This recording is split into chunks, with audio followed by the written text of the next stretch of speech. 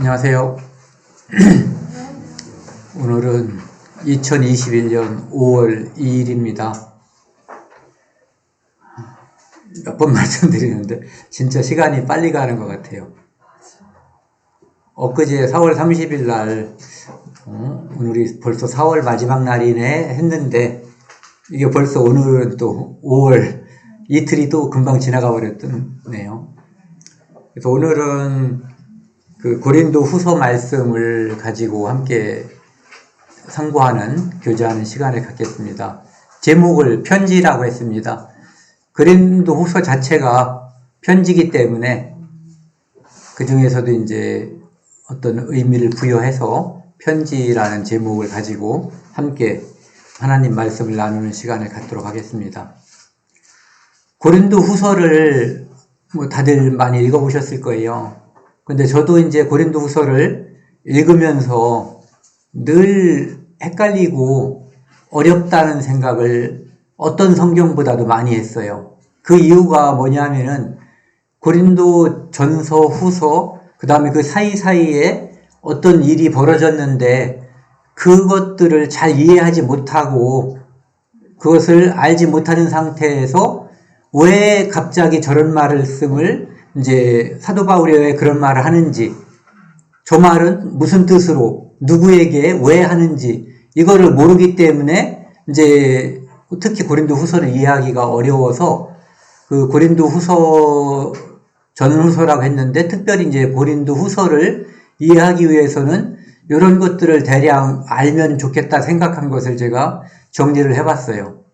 첫 번째는 고린도 교회의 설립이거든요. 고린도 교회는 설립했으니까 누가 설립했냐면은 하나님께서 설립한 건데 누구를 도구로 썼냐 하면은 바로 사도 바울을 도구로 쓰신 거거든요. 그래서 첫 번째 방문은 이 2차 전도 여행 중에 1년 6개월 동안 이 고린도에서 선교를 했어요. 사도 바울이.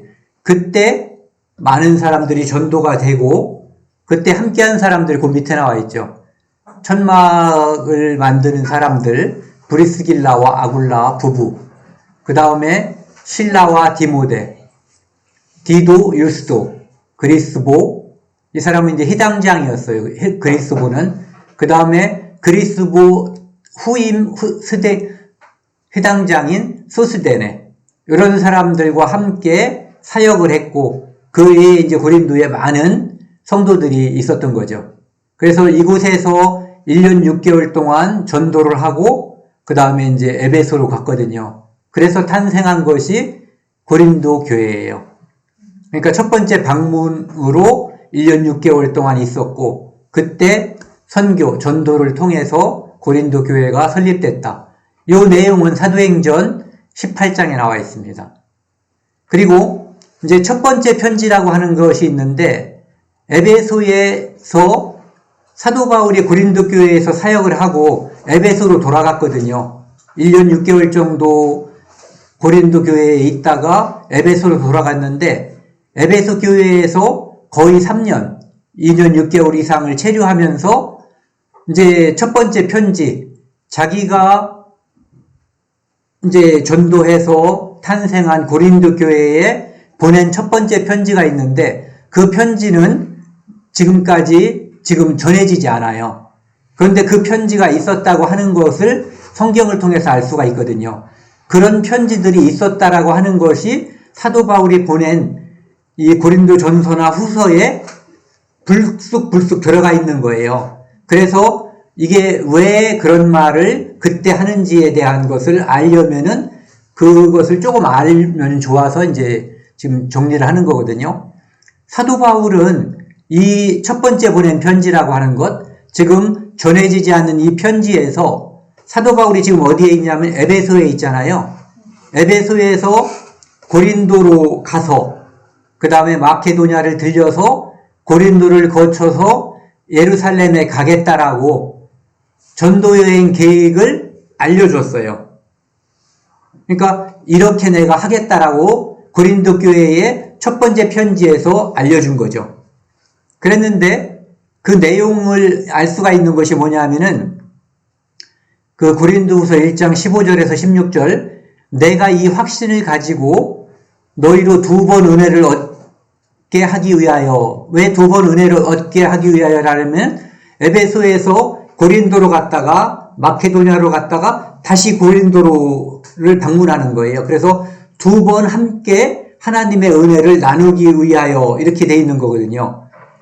너희에게 이르렀다가 너희를 지나 마게도냐에 갔다가 다시 마게도냐에서 너희에게 가서 너희가 보내줌으로 유대로 가기로 경영하였으나, 그렇게 계획을 짰었다는 거죠. 그러니까 고린도를 거쳐서 마케도냐 갔다가 마케도냐에서 다시 고린도 갔다가 이제 그들이 안녕히 가세요 하면은 이제 예루살렘으로 가려고 계획을 했었다고 하는 거죠.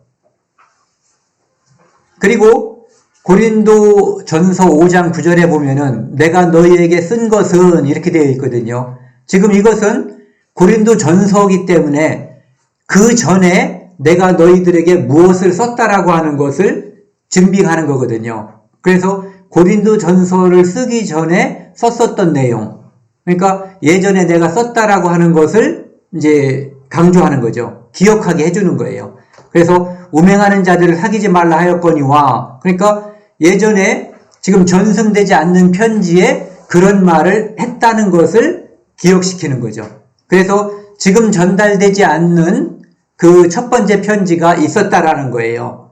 그래서 고린도 후서나 전서를 읽을 때 그런 것들에 유의하면은 이제 그 내용을 파악하는데 도움이 되는 거죠. 그 다음에 고린도 전서, 우리가 나와 있는 고린도 전서 후서, 어떤 데는 고린도 1, 고린도 2, 1, 2 이렇게 돼 있잖아요. 그 편지 중에 첫 번째인 이제 고린도 전서를 발송했다라고 하는 내용이 있는데, 이것은 고린도 교회에 대한 사도 바울의 권면이 주로 들어있거든요. 그리고 그 편지를 보내게 된 이유에 대해서 이제 고린도 전서 1장 11절에 보면은 내 형제들아 글로에의 집 편으로 너희에게 대한 말이 내게 들리니, 글로에라는 사람 성도를 통해서 고린도 지방에 있었던 고린도 교회에 관한 이야기들이 내 귀에 들린다는 거예요. 그러니까 글로에라는 사람이 고린도에 갔다 왔는지, 아니면 누군가가 거길 갔다 와서 글로에에게 뭔가를 말해줬기 때문에 사도 바울에게 고린도 소식이 들렸다는 거예요. 곧 너희 가운데 분쟁이 있다는 것이라. 그래서 그런 소식이 들렸기 때문에 고린도 전서를 썼다, 이런 얘기거든요. 그 다음에 고린도 전서 7장 1절에 보면은 너희가 쓴 문제에 대하여 말하면, 그러니까 고린도 교회에서 사도 바울에게 질문이 있어가지고 편지를 보냈던 거예요. 그래서 그 질문에 대한 대답을 이제 고린도 전서에서 쭉 해주는 게 나와 있는 거거든요. 그래서 고린도 전서를 쓴 이유가 질문에 대한 대답과 이제 글로에를 통해서 뭐 문제가 있다는 것을 알게 되었기 때문에. 그 다음에 고린도 전서 16장 5절에서 8절에 보면은 아까 말씀드렸죠. 원래 그 첫 번째 편지, 전승되지 않는 그 편지에서는 바울이 에베소를 통해서 고린도를 통해서 마케도냐, 고린도, 예루살렘 이렇게 고린도를 두 번 들리는 것으로 되어 있는데, 고린도 전서 16장에는 뭐가 되어 있냐면은 고린도를 생략하는 거예요. 에베소에서 직접 마케도냐를 가서 고린도를 거쳐서 예루살렘으로 가는 것으로다가 일정을 바꿨어요. 그래서 이 일정을 바꾼 이것으로 인해서 고린도 교회에 있는 많은 사람들이 사도 바울은 말만 하고 믿지 못할 사람이다, 말에 진실성이 없다라고 사도 바울을 비난하고 비판했어요. 그런데 실제로 그렇게 계획을 바꾼 이유는 사도 바울의 다른 이유가 하나도 없고 자기 개인 신상이 아니라 고린도 교회를 사랑하기 때문에 그런 거거든요. 어떻게? 여기 보세요. 에베소에서 고린도 들려서 마케도냐 들려서 고린도에서 이렇게 오면은 이제 시간을 많이 빼앗기기 때문에 고린도에서 오랫동안 체류할 기간이 없어요. 그런데 고린도에 문제가 많이 있기 때문에 고린도에서 오랫동안 있으면서 그들과 교제를 통해서 고린도 교회의 문제를 해결하기 위해서 그들과 사랑을 나누기 위해서 이제 계획을 바꾼 건데 그것은 이제 거짓말쟁이다. 말만 앞선다라고 이제 비난하게 된 거죠. 그 다음에 그런 상황에서 고린도 전서가 이제 발송이 됐던 거고요. 그 다음에 네 번째 보면은 두 번째 방문 이렇게 되어 있는데 첫 번째 방문은 당연히 이제 처음에 전도하기 위해서 갔었던 것이 첫 번째 방문이에요.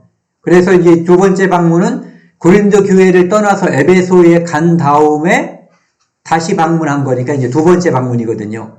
이것을 신학자들은 이렇게 말을 한대요. 가슴 아픈 방문이다.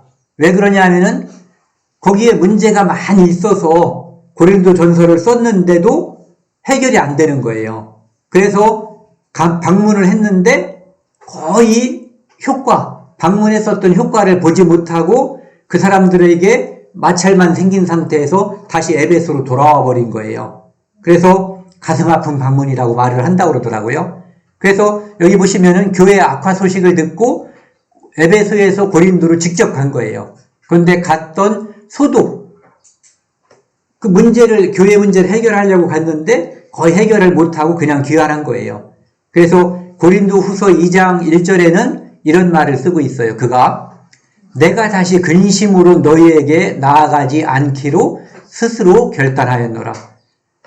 내가 지금 근심이 있어요. 고린도 교회에 대한 또는 분한 마음도 있는 거예요. 어떻게 그리스도인들이 저렇게 살 수 있을까라는 마음.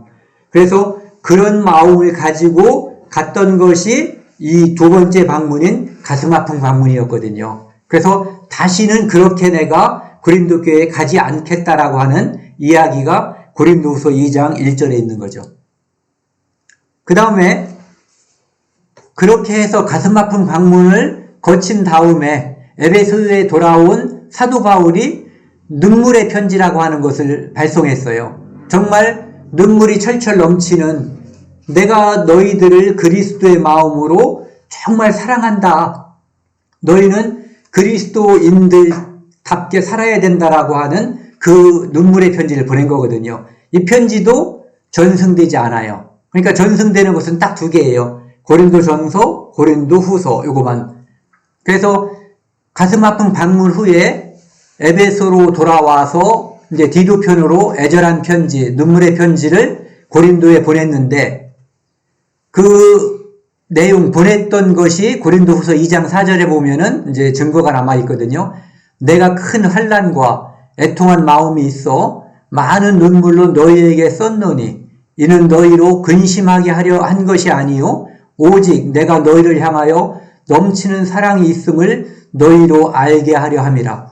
눈물로 그들에게 편지를 쓴 것은 너희들에게 고린도 교회가 걱정하고 화나라고 한 것이 아니라 그 사랑하는 마음, 그리스도 안에서 그들이 그리스도인답게 살면은 하나님의 사랑이 함께하는 그런 내용들을 썼다라고 하는 것을 보여주는 거거든요.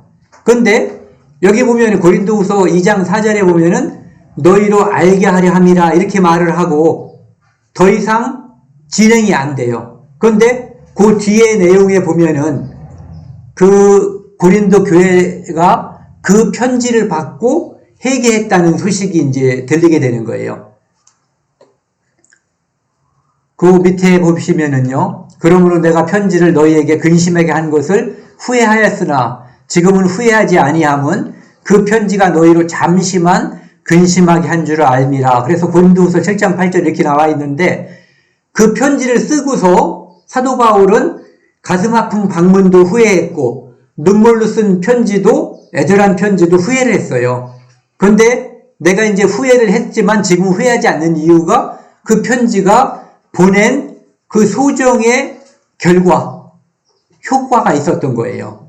그래서 이제 그 6번에 보면 고린도 교회의 회개 소식을 듣게 되는데 눈물의 편지를 발송 후에 누구를 통해서 보냈냐면 디도를 통해서 보냈는데 디도가 돌아오지 않는 거예요. 그러니까 굉장히 답답하죠. 그래서 아마도 디도를 드로아라고 하는 곳에서 만나기로 했었던 것 같아요. 드로아라고 하는 곳은 여기 보시면은 여기 아시아가 있고 그 위에 이제 드로아라고 하는 도시가 있잖아요. 요 밑에가 에베소예요. 점이 까만 점이 에베소, 그 위에 있는 점이 드로아거든요. 그래서 에베소에서 있는 사도 바울이 드로아로 갔었던 거예요. 그런데 드로아에 가서 기다려도 디도가 오지 않는 거예요. 그래서 이제 마게도냐로 건너갔거든요. 그래서 마게도냐에서 디도를 만나게 되는 거예요. 다시 위로 올라갈게요. 그래서 6번에 보시면은 눈물의 편지 발송 후에 이제 사도 바울의 움직임이 이렇게 된 거예요. 에베소에서 드로아로. 근데 여기서 디도를 못 만났어요. 그래서 마게도냐에서 디도를 만나서 소식을 들었거든요. 그랬는데 그 소식이 어떤 소식이냐면은 대다수의 고린도 교회 성도들이 회개했다는 거예요. 그들은 우상을 섬기고 성적으로 문란했고, 그리고 교회의 질서도 없었고, 특별히 또 사도 바울에 대해서 그까짓 게 무슨 사도냐 이렇게 그의 사도권을 인정하지 않는 그런 것들이 아주 광범위하게 퍼져 있었던 거거든요. 그런데 대다수 사람들이 회개했고, 일부 거짓 사도들, 이 사람들이, 그러니까 거짓 사도란 말은 이상한 말이죠. 사도가 아닌 거예요. 그러니까 스스로 사도인 체 하는 사람들이 선동해가지고 사도 바울의 사도권을 부인하게 만드는 그런 사람들의 일련의 사람들의 이제 약간 잔존무리들이 존재했었던 거죠. 그래서 성경 말씀에 보면은 좀 전에 저희가 읽었던 고린도 후서 2장 뒤에 보면은 내가 그리스도의 복음을 위하여 드로아로 이름에 주 안에서 문이 내게 열렸으되, 드로아로 갔을 때 복음 전할 문이 활짝 열려 있었던 거예요. 복음 전할 수 있는 기회가 있었는데 고린도에 대한 그 근심이 너무나 마음에 눌리기 때문에 복음을 전하지 않고 마게도냐로 가버린 거예요. 내가 내 형제 디도를 만나지 못함으로 내 심령이 편하지 못하여 저희를 작별하고 마게도냐로 갔노라. 여기서 보면 그냥 갔다고만 돼 있는데 내용상을 보면은 나중에 읽어보세요.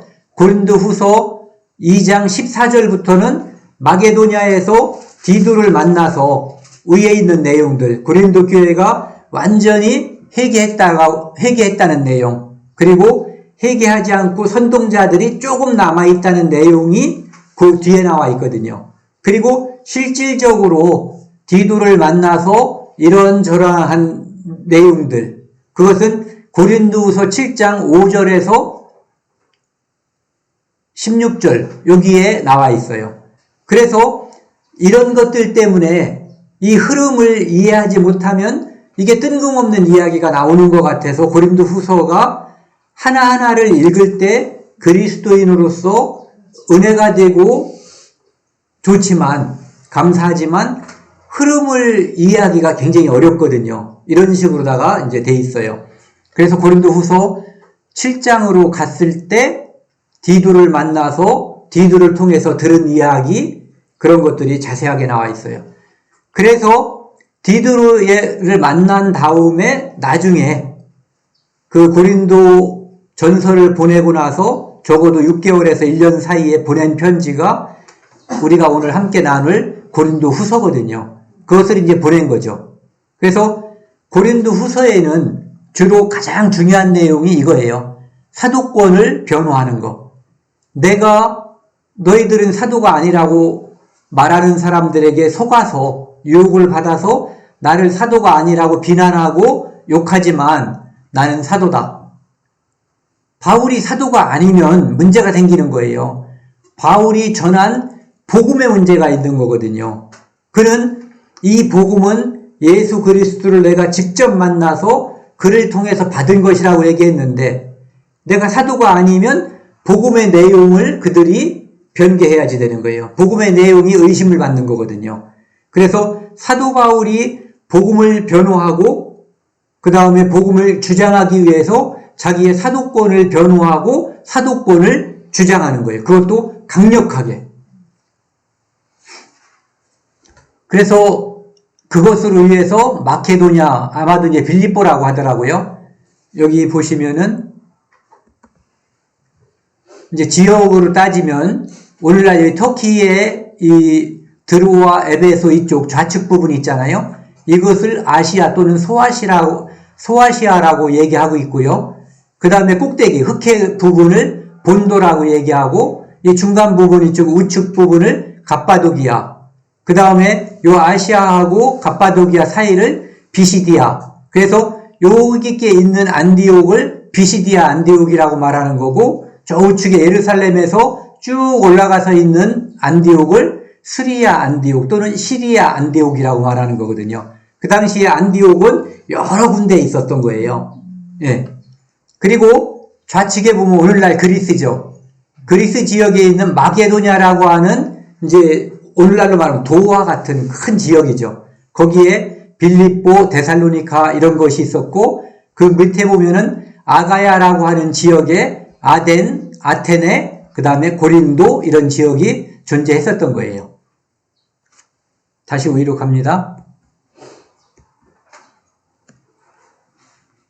그래서 고린도 후서를 발송해서 여기 보면은 고린도 후서 8장 16절 17절에 보면은 너희를 위하여 같은 간절함을 디도의 마음에도 주시는 하나님께 감사하노니 저가 권함을 받고 더욱 간절함으로 자원하여 너희에게 나아갔고. 그래서 이 고린도 후서를 마케도냐 즉 빌립보 지역에서 고린도로다가 보낸 것은 사도 바울이 디도를 통해서 보냈다고 하는 것은 큰 이렇게 변론이 없는 것 같아요.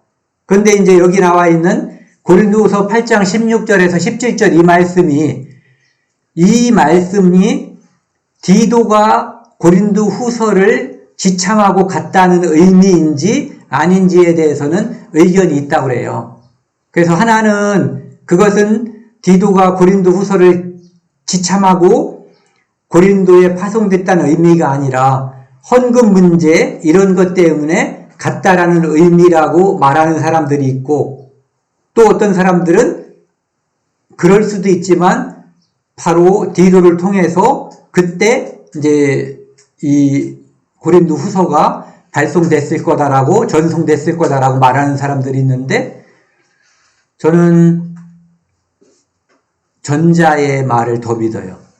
흐름상 저는 그럴 거라고 생각을 해요. 이것은 그 예루살렘에 보내는 헌금 문제와 관련돼서 이제 기록된 것이다라고 생각을 하는 거죠. 어쨌든 디도를 통해서 고린도 후서가 발송이 됐다는 거죠. 그래서 그 다음에 이제 사도 바울이 모든 문제가 다 해결되고 나서 고린도에 세 번째 방문하는 것이 이제 나와 있는 거죠. 그래서 고린도 후서 12장 12절, 13장 1절에 보면은 사도 바울이 고린도를 방문하겠다라고 하는 이야기가 나와 있어요. 그래서 실제로 거기에 방문해서 약 3달 정도 있으면서 그때 보낸 편지가 로마서예요. 이때 고린도에 가서 보낸 편지가 이제 로마서라는 거죠. 그래서 이런 흐름을 이제 가지고 고린도 후서를 읽으면 약간 도움이 될 수 있을 것 같아요. 이제 고린도 후서를 한번 살펴보면요. 고린도 후서를 저는 오해와 화해 이렇게 생각을 해봤어요. 사도가 아니다라는 말에 대해서, 그리고 그는 멀리 떨어져 있으면 편지는 아주 강력하게 쓰는데 와보면은 찌질이다. 이런 얘기를 이제 사람들이 하는 거예요. 그런데 그것은 사도 바울이 그렇지가 않다. 내가 너희들에게 편지를 강하게 쓰는 것도 너희를 사랑하기 때문이고, 돌아가서 너희들에게 이 사도 바울이 기도하면은 하나님이 직접 역사해서 교회 안에서 범죄한 사람들을 징계하거나 징벌하면은 바보가 되고 죽을 수도 있는 거예요. 실제로 베드로가 아나니아 삽비라를 그렇게 했잖아요.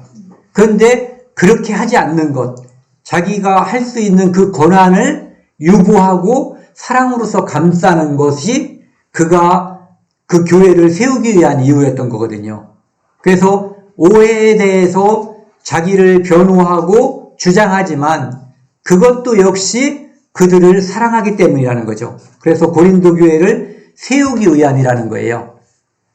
이 고린도 후서 5장 14절 15절 말씀은 제가 개인적으로 제가 전도해서 사람들에게 성경을 이제 처음 믿는 사람들은 성경이 없잖아요. 그 사람들에게 늘 그 성경 안에다가 써줬던 말씀이에요. 같이 한번 읽어보겠습니다. 시작. 그리스도의 사랑이 우리를 강권하시는도다. 우리가 생각하건대 한 사람이 모든 사람을 대신하여 죽었은즉 모든 사람이 죽은 것이라.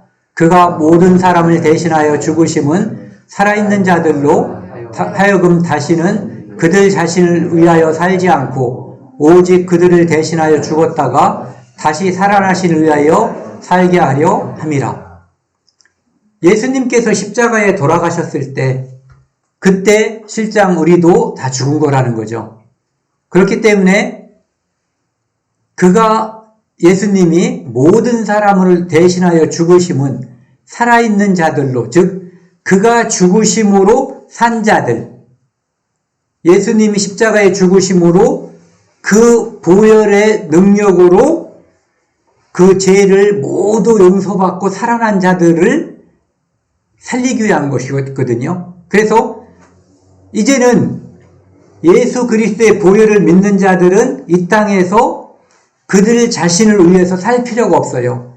예수님께서 우리들 자신이 이 땅에서 태어난 목적인 영생을 주시는 그 일을 완전하게 이루셨거든요. 예수님을 통해서 내 삶의 목적이 달성이 됐기 때문에 이제는 나는 나를 위해서 살 필요가 없다는 거죠. 그럼 무엇을 위해서 사냐? 그것이 이제 얘기가 되는 거예요. 그들 자신을 위하여 살지 않고 오직 그들을 대신하여 죽었다가 다시 살아나신 이를 위하여 살게 하려 함이라. 즉 우리가 예수님을 위해서 산다는 얘기는 결국은 그분이 하신 일, 그분은 십자가에서 모든 사람을 대신하여서 십자가에 달리신 거거든요. 하지만 이 땅에 구원받지 못한 사람들이 더 훨씬 많거든요. 그래서 우리는 예수 그리스도가 십자가에 달리신 이유와 목적에 대해서 다른 사람들에게 설명하고 알려줘야 될 의무가 있는데 우리 살아난 사람들의 할 일이 바로 그것이라는 거죠. 예. 그 다음에 그래서 그 밑에 보시면은 그 고린도후서 5장 18절에 보면은 화목하게 하는 직분을 주셨으니 이렇게 돼 있는데 그리스도인들에게 사도에게 주신 직분이 바로 이거거든요. 화목하게 하는 직분.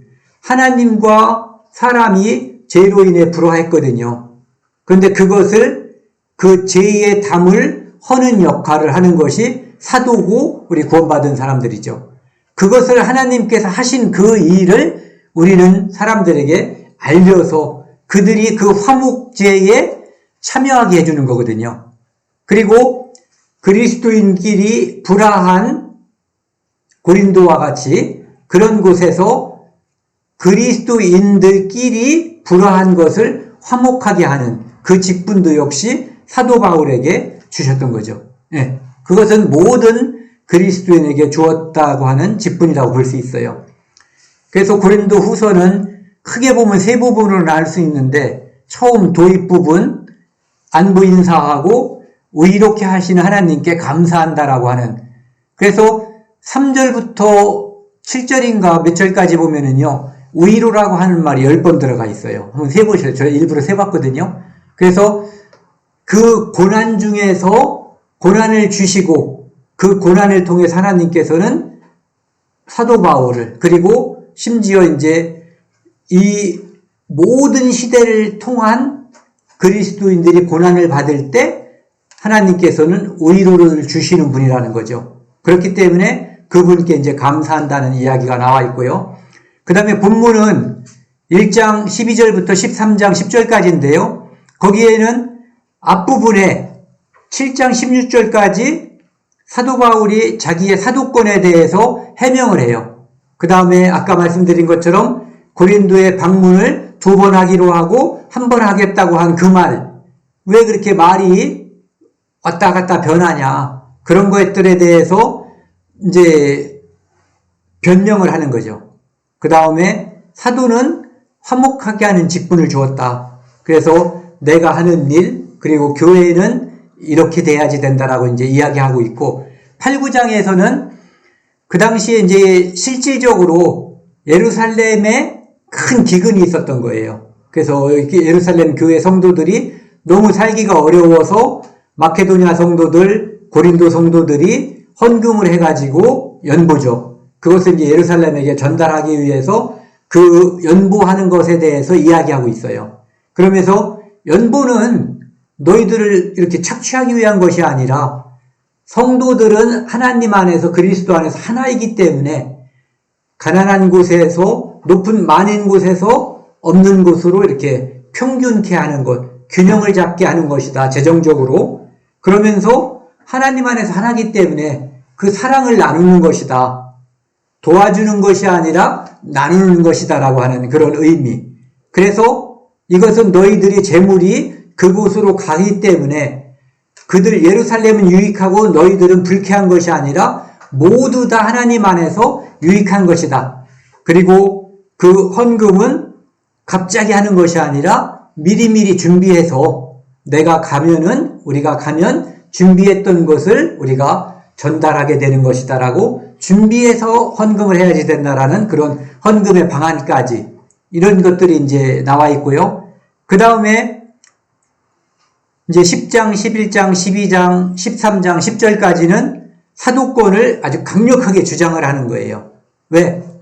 사도권이 흔들리면 복음이 흔들리는 거예요.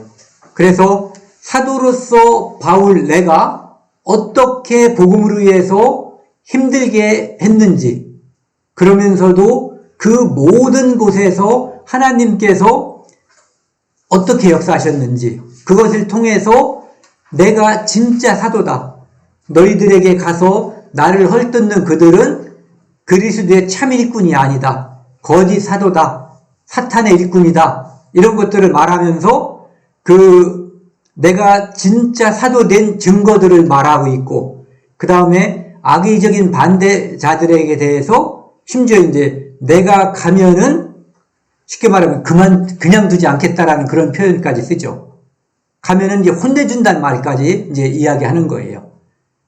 그래서 이제 징계할 수 있다는 경고도 이제 말하고 있죠. 그 다음에 맺은 말은 고린도 교회에 대한 사도 바울이 늘 사무치는 그 마음, 하나님의 축복이 있기를 기원하는 사랑의 마음으로 이제 끝을 맺는 거죠. 오늘은 이게 앞에 얘기가 굉장히 길어졌잖아요. 고린도 후서 3장 13절 말씀입니다. 이제 오늘 주제 말씀인데요. 제가 읽겠습니다. 우리가 다시 자천하기를 시작하겠느냐? 자천. 사도 바울이 사도가 아니라고 말하는 거예요. 또 예루살렘에서 베드로나 야고보나 이런 사람들이 추천서 있어? 그들이 써준 추천서이냐 이거죠. 우리가 어찌 다른 사람처럼 추천서를 너희에게 붙이거나 혹은 너희에게 받거나 할 필요가 있느냐. 다른 사람들 같으면 예루살렘에서 이제 교회의 그 당시에 본산이니까 그곳에서 추천서를 주든가 아니면 고린도 교회에서 사도 바울이 어디론가 떠날 때 추천서를 써주면 그런 것이 필요하겠냐 이런 얘기예요. 왜 그게 필요하냐? 나는 사도인데 하나님께서 역사하고 있는데 그리고 하나님께서 역사한 증거가 바로 여러분들 아니냐 이런 얘기예요. 고린도 교회 성도들. 사도 바울이 전도했고 사도 바울과 함께 교제했고 가르침을 받았던 거예요. 사도에게 직접적으로. 그렇기 때문에 사도라는 증거는 여러분들이라는 거죠. 그래서 2절에 보면은 너희는 우리의 편지라. 이 편지는 하나님이 썼고 하나님이 쓰셨고 하나님이 주신 편지예요. 누가 썼냐면 사도 바울이 쓴 거죠. 어디에? 고린도 교회 사람들의 마음판에다가. 그래서 우리 마음에 썼고 무사람이 알고 있는 바라. 첫 번째 그 편지는 사도 바울과 그 전하는 사람들 마음에 써져 있었을 거예요. 그 써져 있는 그 편지를 다시 고린도 교회에 옮겨 쓴 거죠. 복음이 전해진 거예요. 옮겨진 거예요. 그 다음에 3절에 보면은요. 3절 같이 읽죠. 시작.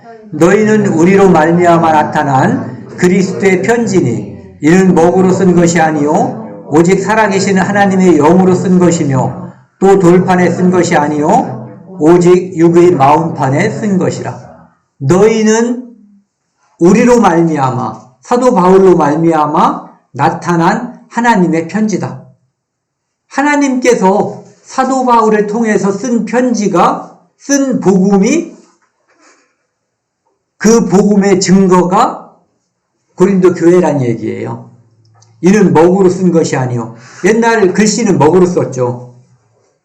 또는 뒤에 나와 있는 것처럼 그 10계명을 하나님께서 돌 위에 하나님의 손으로 써주셨다고 그랬잖아요.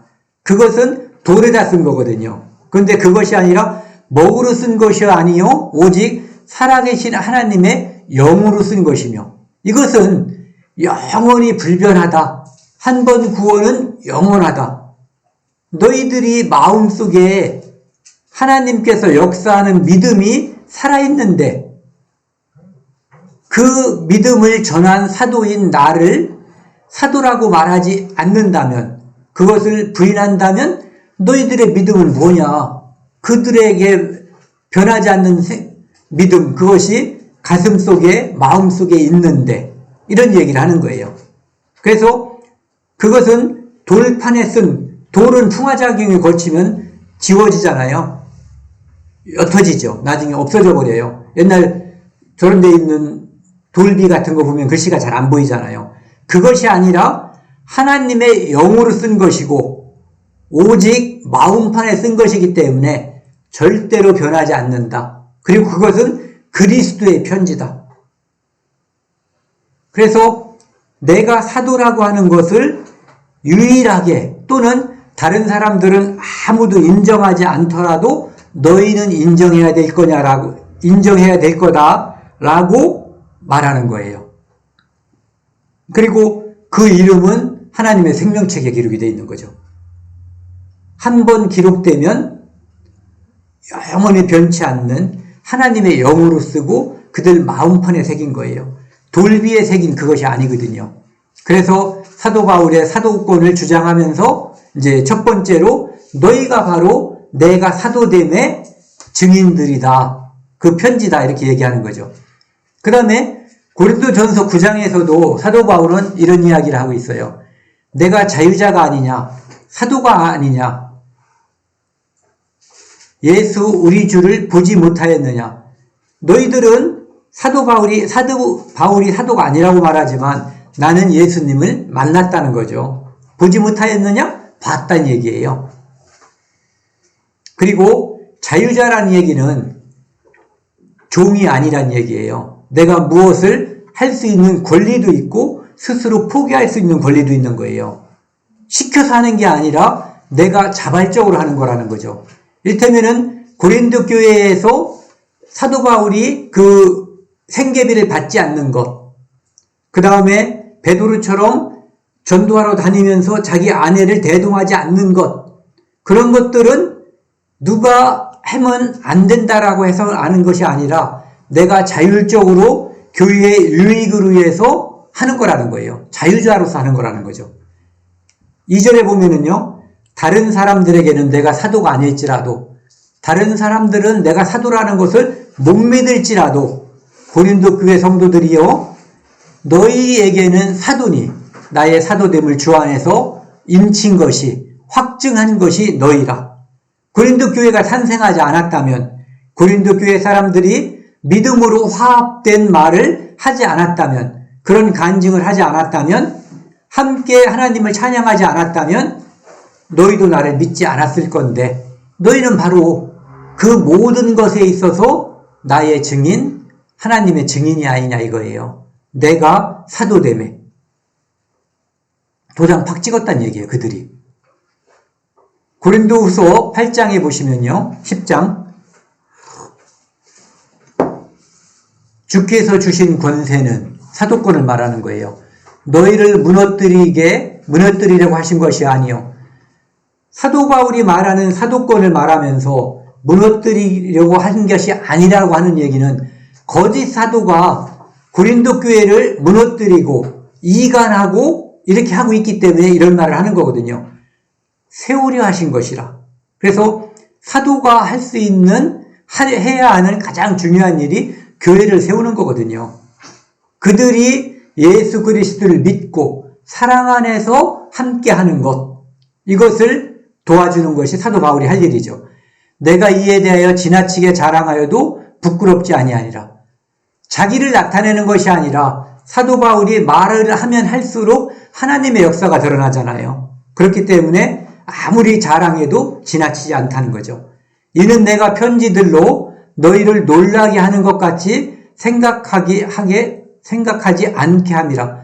편지를 보내서 사람들이 깜짝깜짝 놀라게 한다.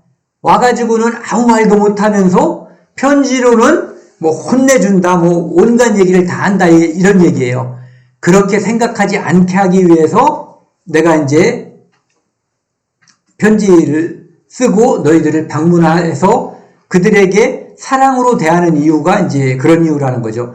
교회를 세우기 위한 이유라는 거예요. 편지든 강한 권면도 마찬가지고 그들을 맞닥뜨려서 사랑으로 대하는 것도 교회를 세우기 위한 거라는 거죠.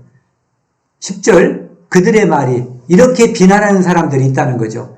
그의 편지들은 무게가 있고 바울의 쓰는 편지는 꽤 그럴듯해. 이렇게 얘기하는 거예요. 힘이 있으나 그가 몸으로 대할 때는 직접 와서 말하면 약하고 그 말도 시원하지 않다 하니 이렇게 비난한다는 얘기예요. 찌질이라고. 말은 강하게 하는데 와보면 별 볼 일 없는 사람이라고 사도 바울을 비난하는 거예요. 이런 사람은 우리가 떠나 있을 때나 편지들로 말하는 것과 함께 있을 때 행하는 것이 같은 것은 그렇게 비난하는 사람들이요. 제발 좀 알아달라고. 뭐를? 내가 편지로 말하는 것과 그들 앞에서 사랑으로 말하는 것, 그것은 다 똑같이 하나다라는 얘기예요. 뭐? 교회를 세우기 위한 것. 교회를 사랑하기 때문에 하는 것이지, 징계도 강한 권면도 사랑하기 때문에 하는 거라는 거예요. 그리고 징계할 줄 알았는데 와서 감싸 안는 것도 교회의 유익을 위한 것이기 때문이라는 거죠.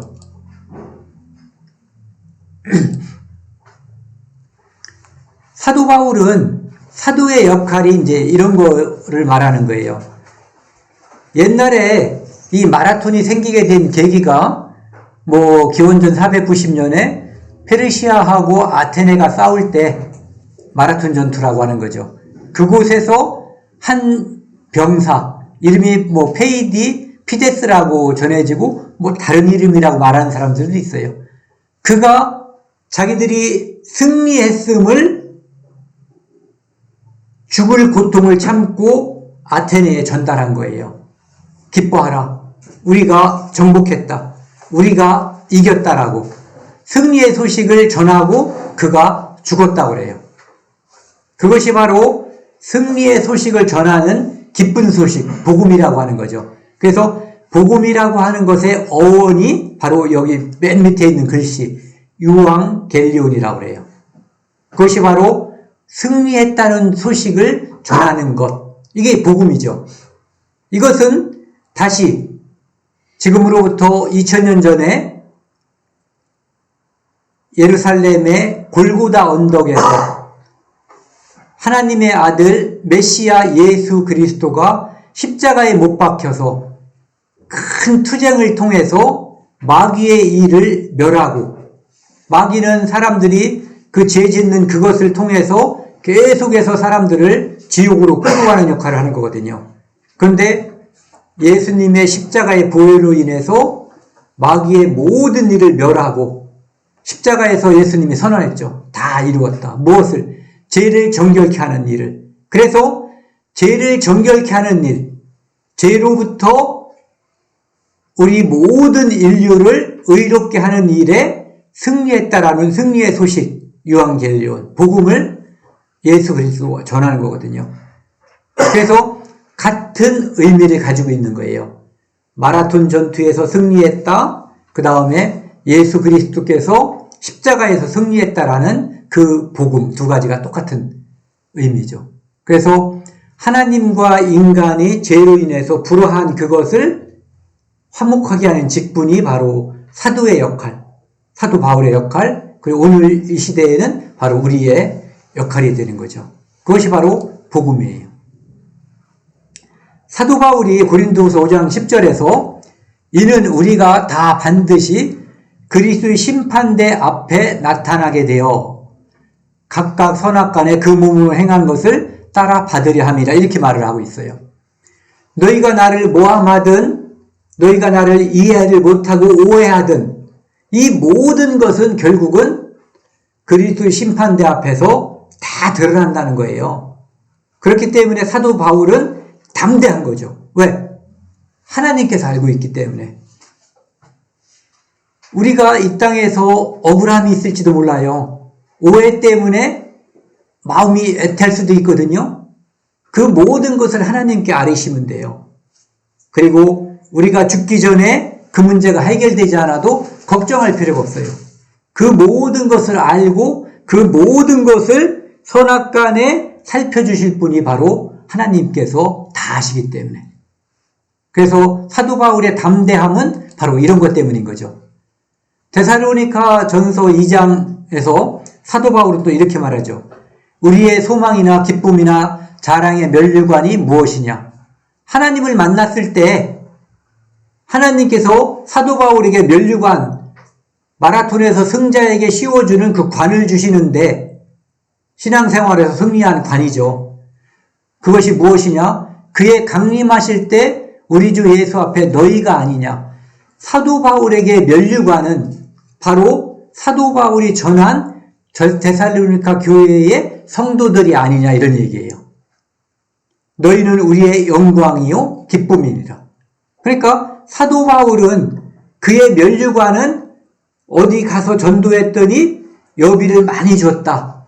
전도했더니 맛있는 걸 사줬다. 좋은 집에 살게 해줬다. 이것이 아니라 육신적인 것이 아니라 하나님 앞에서 사도 바울이 인정을 받는 그것. 바로 사도 바울이 전도해서 회심하고 하나님께 돌아간 그 사람들이 바로 사도 바울의 면류관이고 그들은 또 사도 바울이 생각할 때 너희는 우리의 영광이요 기쁨이다라는 거죠. 이 땅에 사는 동안에도 또 예수 그리스도를 만났을 때에도. 그러니까 사도가 느끼는 기쁨, 이 모든 것은 거기에 충만하고 그곳에서 얻으면 된다는 거예요. 고린도서 1장 14절에도 보면은 너희가 대강 우리를 아는 것 같이 우리 주 예수의 날에 너희가 우리 자랑이 되고 우리가 너희의 자랑이 되는 것이라. 하나님께서 모든 것을 드러내실 때 너희가 내 자랑이 되고 내가 너희 자랑이 되는 그것. 좀 전에 데살로니가 후서에서 면류관, 기쁨, 자랑 똑같은 얘기죠. 여러분이 우리의 자랑거리듯이 우리가 여러분의 자랑거리가 될 겁니다. 이렇게 얘기하는 거죠. 그러니까 다른 사람들로 인해서 받는 그 오해 또는 비난, 비판 그것이 전혀 힘이 안 빠지는 거예요. 다만 그들의 신앙을 위해서 사도 바울은 그들에게 사도권을 변호하고 그들에게 올바로 서기를 바라는 거죠. 나를 위한 것이 아니라 그들을 위해서. 그리고 사도 바울은 그 모든 것을 하는 그것을 17절에 보면은 그런 말하죠. 내가 자의로 이것을 행하면 상을 얻으려니와 내가 자의로 아니한다 할지라도 나는 사명을 받았다. 복음 전하는 것을 내가 전하는데 그것은 자의로 하면은 상을 얻는데 자의로 안 한다고 해도 내가 너무 힘들고 너무 고통스러워서 힘들어할 때 그때 나는 사명을 가지고도 한다 이거예요. 내가 할 수 없는 힘일 때, 그 무슨 얘기냐면 결국은 내가 힘에 겨울 때 하나님께서 주시는 그 힘으로 나는 사명을 완수한다 이런 얘기죠. 나는 사도다 이런 얘기예요. 그런즉 내 상이 무엇이냐? 18절 같이 한번 읽으세요. 시작. 내 상이 무엇이냐? 내가 복음을 전할 때에 값없이 전하고 복음으로 말미암아 내게 있는 권리를 다 쓰지 않는 이것이로다. 내 상이 너희들이다. 내 상은 너희 면류관이다. 너희들이. 근데 이번에는 사도 바울이 내 상이 무엇이냐? 바로 내게 있는 권한을 다 쓰지 않는 거다 이거예요. 내게 무엇을 할 수 있는 권한이 있지만 교회를 위해서 또는 그리스도의 복음으로 위해서 그 권한을 다 행사하지 않는 것. 해도 되는데 안 하는 것. 그리스도의 유익을 위해서, 교회의 유익을 위해서 자기의 권리 행사를 덜 하거나 안 하는 것. 그것이 내가 그리스도 앞에서 상을 받을 것이다. 그것으로 인해서. 이런 얘기죠. 그렇기 때문에 내가 사도 바울이 핍박을 받고 또는 오해를 받고 이런 것들을 힘이 빠지지 않는다는 얘기예요. 왜? 그분이 증인이기 때문에. 이건 제 얘기예요. 우리 모두 다 그리스도의 편지가 이 안에 쓰여져 있을 거예요. 그것은 이 성경 복음을 통해서 예수 그리스도께서 사도들을 통해서 말씀하신 그것이 사도들을 통해서 전해지고 또 제자들을 통해서 전해지고 쭉 전해져서 우리에게 이르렀고 또 우리 마음속에 새겨진 이 복음을 우리는 또 누구에게 전하게 됐고 전했을 거예요. 제가 예전에 제가 정말 사랑하는 친구가 이제 복음을 알아듣고 교회 생활을 하다가 교통사고로 갑자기 죽었어요. 40대에. 새벽에 도로에 그냥 주차해 놓은 큰 트럭 있잖아요. 졸았는지 어쨌든 그걸 원인은 모르고 거기에 부딪히면서 죽은 채로 발견된 거예요. 그 친구의 장례식장에 갔을 때 그 부인이 제가 딱 들어가서 눈이 마주쳤을 때 한 말이 1번이에요. 거기에 있는 많은 사람들에게 이분이 우리를 전도한 분이에요. 이렇게. 영정사진을 딱 보는 순간에 제 눈물이 쫙 맺혔는데 이 말을 듣고 위로가 됐어요. 아, 내 친구에게도 그리고 친구의 부인인 저분에게도 저 성도에게도 그리스도의 사랑, 그리스도의 복음 오늘로 보면은 그리스도의 편지가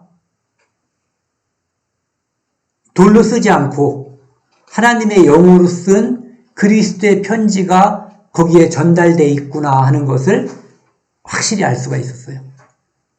두 번째는 제가 이제 직장 동료 중에 한 사람이 어느 날 아침에 9시가 넘은 시간, 9시 한 반도 넘었을 때인데 와가지고 저한테 웃으면서 이 손을 탁 내밀면서 악수를 청하더라고요. 저는 얼떨결에 악수를 했는데 막 이렇게 누르면서 손을 막 누르면서 이렇게 좋다는 표시 이거를 하더라고요.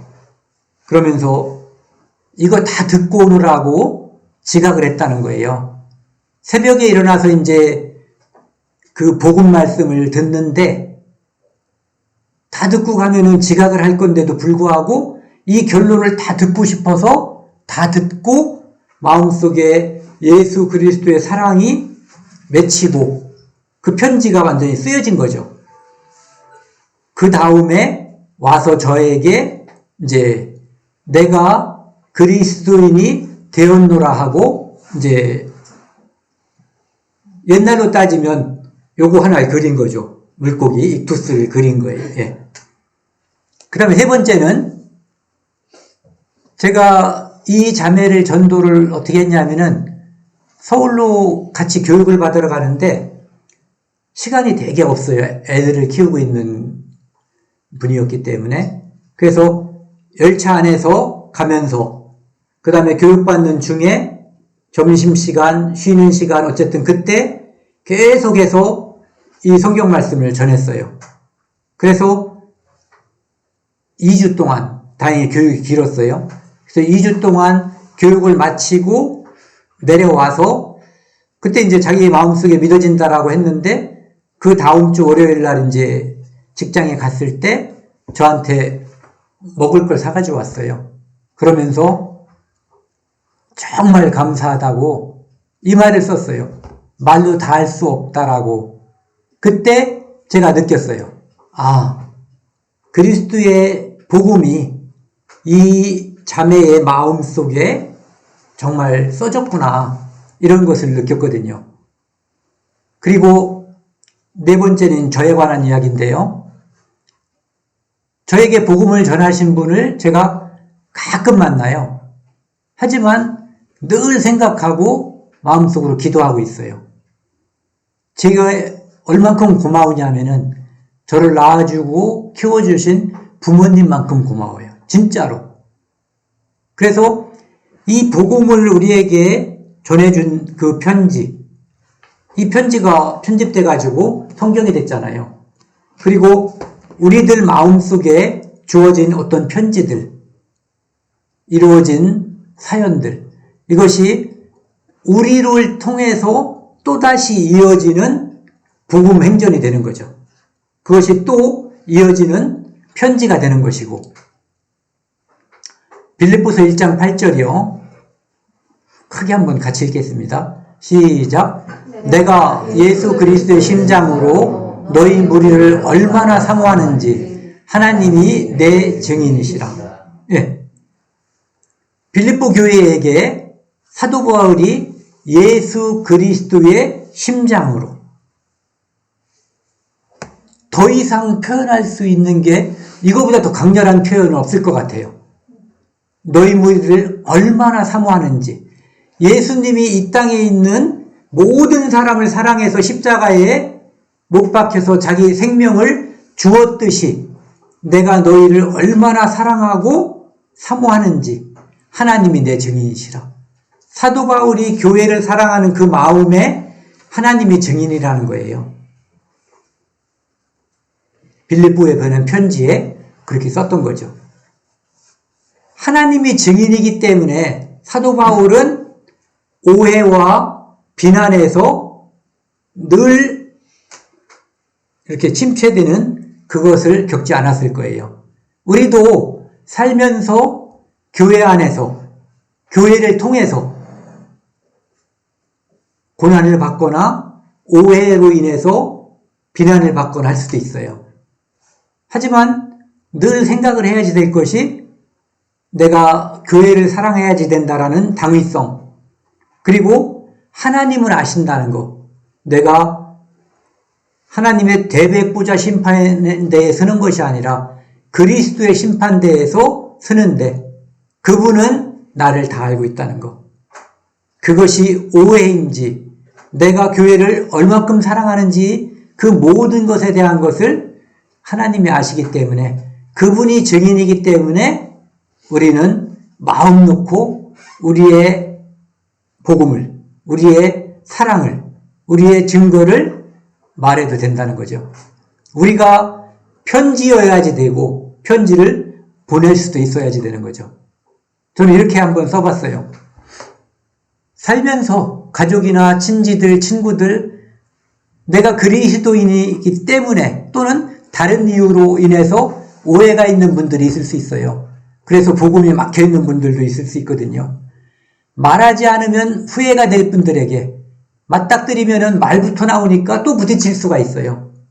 그때 좀 전에 있었던 그 말씀대로 그리스도의 심장으로 내가 얼마나 그를 사모하는지 사랑하는지 편지를 써봤으면 좋겠다는 생각이 이번 말씀을 나누면서 많이 들었어요. 저도 써보려고 그래요. 그래서 오늘 말씀은 여기까지 나누고요.